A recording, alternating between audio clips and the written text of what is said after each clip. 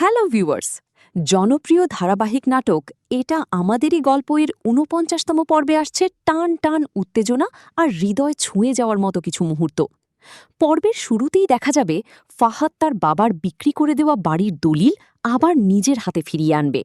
মীরার সামনে দাঁড়িয়ে সে বলবে এই দলিলটা পাওয়ার জন্যই সে এতদিন অপেক্ষা করছিল। এরপর বাবার সামনে দাঁড়িয়ে নিজের সব পরিস্থিতি খুলে বলবে ফাহাদ, যা গল্পে নিয়ে আসবে এক নতুন মোড়। অন্যদিকে সামির তার বাবাকে জানাবে তার কোনো সম্পদ বা কিছুর প্রয়োজন নেই, শুধু বাবা মা পাশে থাকলেই তার জীবন পূর্ণ। সে আজীবন তাদের সেবা করে যেতে চায়। এমন আবেগঘন কথোপকথন পুরো পর্বটিকে করে তুলবে আরও বেশি হৃদয়স্পর্শী।